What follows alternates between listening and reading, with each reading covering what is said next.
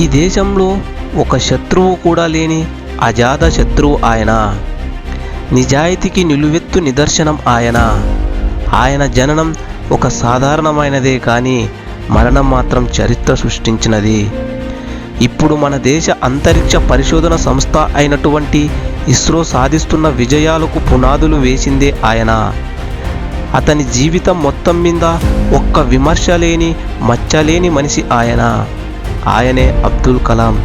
ఇప్పటి వరకు ఎంతోమంది రాష్ట్రపతులు ఉన్నారు, కానీ అబ్దుల్ కలాం అంతగా మన మనసుకు దగ్గర అయిన వ్యక్తి మరొకరు లేరు.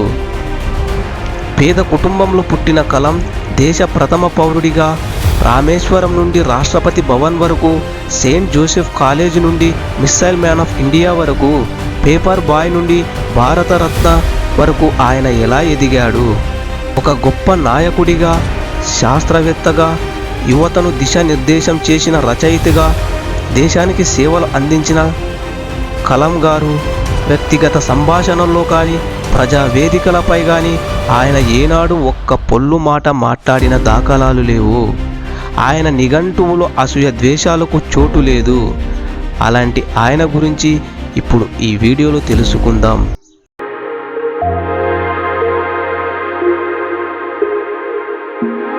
అబ్దుల్ కలాం తమిళనాడు రాష్ట్రంలోని ఒక మారుమూల గ్రామం అయినటువంటి రామేశ్వరంలో ఒక ముస్లిం కుటుంబంలో 1931 అక్టోబర్ 15న జన్మించాడు. ఈయన తండ్రి పేరు జైలలుద్దీన్. ఈయన పడవ నడిపేవాడు. తల్లి ఆసియమ్మ. కలాం పూర్తి పేరు అహుల్ ఫకీర్ జైనలుద్దీన్ కలాం. వీరిది పేద కుటుంబం కావడంతోనే చిన్నతనంలోనే పనిని చేయటం ప్రారంభించాడు కలాం. తన తండ్రికి ఆర్థికంగా చేదోడు వాదోడుగా ఉండటానికి వార్తాపత్రికలు పంపిణీ చేసేవాడు. రామేశ్వరానికి కొద్ది దూరంలో ఉన్న స్క్వార్చ్ మెట్రికులేషన్ స్కూల్లో 10వ తరగతి చదువుకున్నాడు. చదువు అంతంతే మాత్రమే అయినప్పటికీ నేర్చుకోవాలనే తపన, జిజ్ఞాస ఉండేది కలాం గారిలో. ఒకసారి స్కూల్లో ఉపాధ్యాయుడు సముద్ర తీర ప్రాంతానికి విద్యార్థులను తీసుకువెళ్ళారు. అక్కడ పక్షులు ఎగరడాన్ని చూపించారు. అప్పుడు కలాంకు ఒక ఆలోచన తట్టింది. తాను కూడా పక్షిలాగా ఎగరవచ్చు కదా అనుకున్నాడు. అందుకోసం ఎలాగైనా పైలట్ అవ్వాలనుకున్నాడు. అందుకోసం తిరుచిలో సెయింట్ జోసెఫ్ కాలేజీలో డిగ్రీ కంప్లీట్ చేశాడు. పైలట్ కావాలనే తన చిన్ననాటి కోరికను నిజం చేసుకోవటం కోసం మద్రాసులోని MITలో చేరాలనుకున్నాడు. అయితే ఆ ఇన్స్టిట్యూట్లో చేరాలంటే 1000 రూపాయలు ఫీజు కట్టవలసి వచ్చింది. కానీ ఆయన తండ్రి కట్టలేని పరిస్థితి. కలాంకు ఉన్న చిరకాల కోరిక ఆశగా మిగిలిపోకూడదు అనే ఉద్దేశంతో కలాం గారి అక్కయ్య ఆమె చేతికి ఉన్న గాజులను తాకట్టు పెట్టి కలాంకు ఫీజు కట్టమని డబ్బు ఇచ్చింది. తన కుటుంబం పడుతున్న కష్టాన్ని, తన మీద ఉన్న నమ్మకాన్ని చూసి కలాం బాగా చదువుకోవాలని అనుకున్నాడు. పదే పదే తన మనసులో కుటుంబ పరిస్థితులు గుర్తు చేసుకుంటూ ఉండేవాడు. ఒకరోజు కాలేజీలో ప్రొఫెసర్ ఏరోప్లేన్ యొక్క డిజైన్ను తయారు చేసుకొని తీసుకురమ్మని చెప్తాడు. అప్పుడు అబ్దుల్ కలాం డిజైన్ను తయారు చేసి ప్రొఫెసర్ దగ్గరకు తీసుకువెళ్తే అతడు ఆ డిజైన్లో చాలా లోపాలు ఉన్నాయి అని చెప్తాడు. నీకు స్కాలర్షిప్ రావటం కష్టం అని చెప్తాడు. అప్పుడు అబ్దుల్ కలాంకి స్కాలర్షిప్ రాకపోతే చదువు మధ్యలో ఆగిపోతుంది. ఎలాగైనా స్కాలర్షిప్ తీసుకోవాలని ఉద్దేశంతో ఏరోప్లేన్ డిజైన్ను చేయడం కోసం 1 నెల రోజులు సమయం అడుగుతాడు అబ్దుల్ కలాం. అప్పుడు కేవలం 3 రోజులు మాత్రమే సమయం ఇస్తానని ప్రొఫెసర్ చెప్తాడు. ఇలా 3 రోజులు రాత్రి పగలు కష్టపడి డిజైన్ను తయారు చేసి ప్రొఫెసర్కు చూపిస్తాడు. ఆ డిజైన్ను చూసి ప్రొఫెసర్ ఆశ్చర్యపోతాడు. చివరకు తనకు వచ్చిన స్కాలర్షిప్ సహాయంతో MITలో ఏరోస్పేస్ ఇంజనీరింగ్ పూర్తి చేశాడు. ఏరోస్పేస్ ప్రవేశ పరీక్షల్లో 8 ఉద్యోగాలు ఉంటే కలాంకు 9వ స్థానం రావటంతో 1 స్థానం తప్పిదంతో పైలట్ అయ్యే అవకాశాన్ని కోల్పోయాడు కలాం. కొద్దిపాటిలో తన చిన్ననాటి కల చేజారిపోయింది. 1960లో Kalam DRDO defence research development ఆర్గనైజేషన్లో ఏరోనాటికల్ డెవలప్మెంట్ ఎస్టాబ్లిష్మెంట్లో శాస్త్రవేత్తగా చేరాడు. అక్కడ భారత సైన్యం కోసం ఒక ఓవర్ క్రాఫ్ట్ని డెవలప్ చేయటం ఆయన పని. అయితే కొన్ని రోజులకి Indian national committee for space research నుండి కలాంకి ఇంటర్వ్యూకు రామని కాల్ వచ్చింది.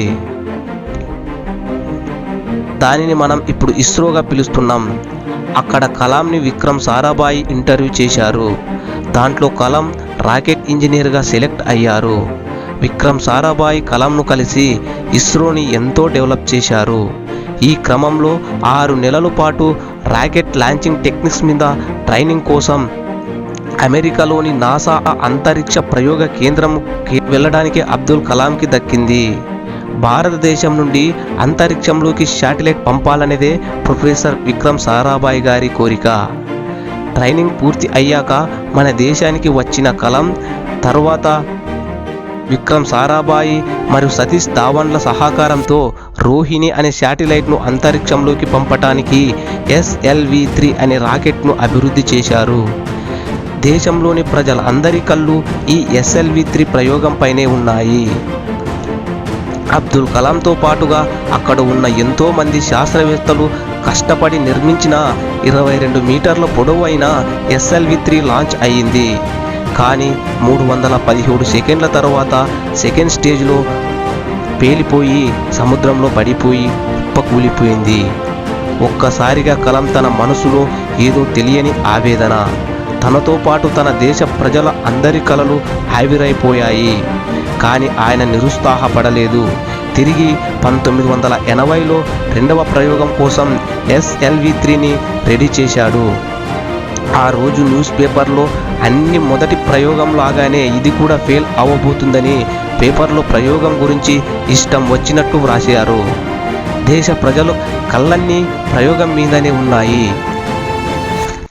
18 జూలై 1980లో SLV-3 లాంచ్ అయ్యింది. SLV-3 లాంచ్ అయ్యి రోహిణి శాటిలైట్ను ఆర్బిటల్లోకి విజయవంతంగా ప్రవేశపెట్టింది. అంతరిక్షంలోకి శాటిలైట్ను పంపించే కెపాసిటీ గల లిస్టులో భారతదేశం చేరింది. ఇక్కడే భారత అంతరిక్ష ప్రయోగాలకు పునాదులు పడ్డాయి. అప్పటి ప్రధానమంత్రి ఇందిరాగాంధీ ఫోన్ చేసి కలాంని ప్రత్యేకంగా అభినందించింది. ఆ తరువాత సంవత్సరం 1981లో కలాం గారికి పద్మభూషణ్ అవార్డు దక్కింది. ఇంకా అబ్దుల్ కలాం గారు వెనక్కి తిరిగి చూడలేదు. ఆయన తయారు చేసిన రాకెట్లలాగానే ఆయన కూడా దూసుకుపోయాడు. ఇండియన్ ఆర్మీ కోసం అగ్ని, పృథ్వీ, నాగ్, త్రిశూల్ వంటి ఎన్నో శక్తివంతమైన మిస్సైల్స్ను తయారు చేసి మన దేశాన్ని ఏ దేశం మీద ఆధారపడకుండా ఉండే ఒక శక్తివంతమైన దేశంగా తయారు చేశాడు. అందుకే ఈయనను మిస్సైల్ మ్యాన్ ఆఫ్ ఇండియా అంటారు. ఈయన నాయకత్వంలో ఇస్రో ఎంతో అభివృద్ధి చెందింది. ఆయన లీడర్గా ఉన్న సమయంలో ఇప్పటి వరకు ఎవ్వరిని కోపంగా తిట్టడం చూడలేదని ఆయనతో పనిచేసిన వాళ్ళు చెబుతారు. ఏదైనా వైఫల్యం వస్తే పూర్తి బాధ్యత తన ఒక్కరి మీదే వేసుకునేవాడు. కానీ విజయం వస్తే ఆ క్రెడిట్ అంతా టీం మొత్తానికి ఇచ్చేవాడు. తనతో పాటు తన టీంలో ప్రతి ఒక్కరూ పైకి రావటానికి అవకాశం కల్పించేవాడు. అంతేకాదు 1998లో వాజ్పేయి గారు ప్రధానమంత్రిగా ఉన్న సమయంలో అమెరికన్ శాటిలైట్లకు దొరకకుండా రాజస్థాన్లోని పోఖ్రాన్ అనే ప్రదేశంలో ఆపరేషన్ శక్తి అనే పేరుతో విజయవంతంగా న్యూక్లియర్ టెస్ట్ చేయడంలో అబ్దుల్ కలాం పాత్ర ఎంతో ఉంది. దీనితో భారతదేశానికి ఉన్న పవర్ ఏమిటో మిగతా దేశాలకు అర్థమయ్యింది. ఆయన ఎప్పుడు చెబుతూ ఉండేవాడు, భారతీయులు ఎప్పుడు పేదవాళ్ళు కాదు, వాళ్ళ ఆలోచనలే పేదవిగా ఉంటాయి అనేవారాయన. మనం కూడా పెద్దగా ఆలోచిస్తే ఏదైనా సాధించగలం అని చెప్పేవారాయన. ఆ తర్వాత కొంతకాలం పాటు ప్రధానమంత్రికి సైంటిఫిక్ అడ్వైజర్గా DRDOకి ముఖ్య కార్యదర్శిగా వ్యవహరించారు కలాం గారు. 2002లో జరిగిన రాష్ట్రపతి ఎన్నికల పోటీలో వాజ్పేయి గారు భారతీయ జనతా పార్టీ అభ్యర్థిగా కలాం పేరు ప్రతిపాదించగా ప్రతిపక్ష పార్టీ కూడా మద్దతు తెలిపింది. అంటే ఆయనకు ఎంత విలువ ఉందో అర్థం చేసుకోవచ్చు. అలా మన దేశంలో 11వ రాష్ట్రపతిగా 2002 సంవత్సరంలో ఏకీగ్రీవంగా ఎన్నికై 2007 వరకు కొనసాగారు.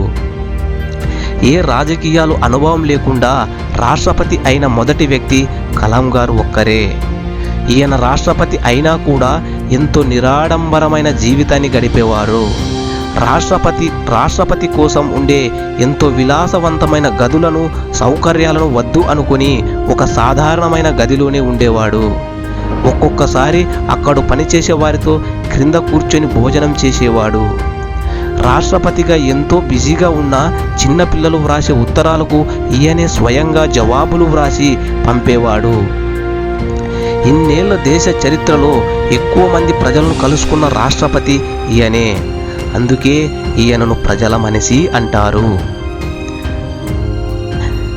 ఆయన రాష్ట్రపతిగా పనిచేసిన అన్ని సంవత్సరాలలో ఏ ఒక్క అవినీతి నింద గాని, విమర్శ గాని లేని ఒకే ఒక్క నాయకుడు కలాం. అంతేకాదు, తనకు రెండవసారి రాష్ట్రపతి పదవిని అధిరోహించే అవకాశం వచ్చినా సరే తనకి ఇష్టమైన పిల్లలకు, యువతకు పాఠాలు చెప్పటమే తనకిష్టమని ఏకంగా రాష్ట్రపతి పదవినే సున్నితంగా తిరస్కరించాడు కలాం. కలాం గారికి యువత మీద ఎంతో నమ్మకం ఉండేది. అందుకే రాష్ట్రపతి పదవి పూర్తి అయిన తర్వాత విశ్రాంతి జీవితం గడపకుండా దేశవ్యాప్తంగా ఎన్నో కాలేజీలకు తిరుగుతూ ఎంతోమంది యువతకు మార్గనిర్దేశం చేశాడు. అబ్దుల్ కలాం గ్రామీణ ప్రాంతాలను అభివృద్ధి చేయడానికి పురా అనే ట్రస్టును స్థాపించి తన సంపాదించిన ఆదాయాన్ని ఆ సంస్థకి ఇచ్చేసేవాడు. అబ్దుల్ కలాం గారు పెళ్లి చేసుకోలేదు. భార్య, పిల్లలు, కుటుంబం, ఆస్తులు ఇవేమీ ఆయనకు లేవు. దేశమంతా ఆయన కుటుంబమే. అంతేకాదు, వైద్య రంగంలో పోలియో బాధితుల కోసం తేలికపాటి పరికరాలను తయారు చేయడానికి ఎంతో కృషి చేసేవాడు.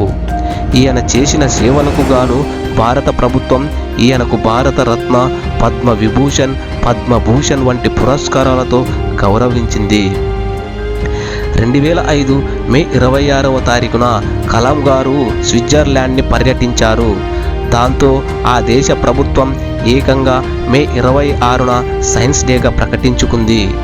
కలాం గారు తన వల్ల ఏ జీవికి హాని కలిగించేవారు కాదు. ఒకసారి DRDO ఆఫీసు చుట్టూ కట్టిన పైభాగంలో గాజు పెంకులను పెడుతుంటే అవి పక్షులను గాయపరుస్తాయని ఆయన గాజు పెంకులను పెట్టనివ్వలేదట. అలా ఒకరోజు కలాం గారు షిల్లాంగ్లోని IIMలో ఉపన్యాసం ఇవ్వటానికి వెళ్తుంటే ఆయన ప్రయాణిస్తున్న కాన్వాయ్లోని ముందు జీప్లో లపాంగ్ అనే ఓ కానిస్టేబుల్ నిలబడి ఉన్నాడట. అతన్ని చూసిన కలాం గారు పక్కనే ఉన్న ఓ పోలీస్ అధికారితో అతన్ని ఎందుకు నిలబెట్టారు, కూర్చోమనండి, నా కోసం అతడు నిల్చోవలసిన అవసరం లేదు అన్నాడట. కానీ ఆ కానిస్టేబుల్ కూర్చోలేదు. షిల్లాంగ్ వెళ్ళగానే కలాం గారు ఆ కానిస్టేబుల్ దగ్గరకు వెళ్ళి తన కోసం కష్టపడి నిల్చున్నందుకు థ్యాంక్స్ చెప్పి తన వల్ల కలిగిన కష్టానికి ఆ కానిస్టేబుల్ను క్షమాపణలు అడిగి, మిత్రమా, బాగా అలిసిపోయినట్లు ఉన్నావు, ఏమైనా తింటావా అని అడిగాడట. అంత మంచి మనసు ఆయనది. జూలై 27, 2015న షిల్లాంగ్లోని యువతకు ఉపన్యాసం ఇస్తున్న సమయంలో ఒక్కసారిగా కుప్పకూలి కింద పడిపోయాడు. వెంటనే అక్కడ దగ్గరలో ఉన్న బెతాలియన్ హాస్పిటల్కు చేర్చారు. అప్పటికే ఆయనలో చలనం లేదు. సాయంత్రం 7:45 ఆయన గుండెపోటుతో మరణించారనే వార్త దేశమంతా పాకింది. ఆ వార్త విని బాధపడే వ్యక్తి అంటూ ఎవ్వరూ లేదు. చివరి క్షణం తనకిష్టమైన యువత కోసమే ఉపన్యాసిస్తూ తుదిశ్వాస వదిలారు కలాం గారు. ఆయన తనకంటూ ఏమీ సంపాదించుకోలేదు. ఆయన చనిపోయే నాటికి ఆయన దగ్గర ఉన్నవి కేవలం 6 చొక్కాలు, 4 ప్యాంట్లు, 2500 పుస్తకాలు, ఆయనకు వచ్చిన అవార్డులు. ఇవే ఆయనకు మిగిలిన ఆస్తి. ఒక సైంటిస్టు, ఒక ప్రొఫెసర్, అంతకు మించి ఒక దేశానికి రాష్ట్రపతిగా పనిచేసిన వ్యక్తి తనకంటూ ఏమీ మిగిల్చుకోలేదు. కానీ మన కోసం గుర్తుగా కొన్ని పుస్తకాలు వ్రాసి వెళ్ళారు. ఆయన జీవిత చరిత్ర గురించి తెలిపే wings of fire, my journey, అలాగే యువతకు ఇన్స్పిరేషన్ ఇచ్చే ignited minds, Indian 2020, indomitable spirit, turning points, ఇలా ఎన్నో పుస్తకాలు కలాం గారి కలం నుండి వెలువడ్డాయి. ప్రతి ఒక్కరు జీవితంలో తప్పకుండా చదవవలసిన పుస్తకాలు ఇవి. సమయం దొరికితే యువతకు మార్గనిర్దేశం చేయటం, లేకపోతే తనకిష్టమైన వీణాను వాయించడం, లేదంటే పుస్తకాలు చదవటానికే సమయం గడిపేవారు. ఆయన లాంటి వక్తను, నాయకుడిని, రాష్ట్రపతిని, శాస్త్రవేత్తను, దేశభక్తుడిని ఇప్పటి వరకు మనం చూసి ఉండము, ఇకపై చూడబోము కూడా. భౌతికంగా ఆయన దూరం అయి ఉండవచ్చు, కానీ చిన్న పిల్లల నవ్వులో, యువత కళ్ళల్లో కలాం గారు మనతోనే ఉండిపోతారు. ఇది ఫ్రెండ్స్ కలాం గారి యొక్క జీవిత చరిత్ర. కావున ఈయన జీవిత చరిత్రను తెలుసుకునేలా ప్రతి ఒక్కరికి ఈ వీడియోని షేర్ చేయండి.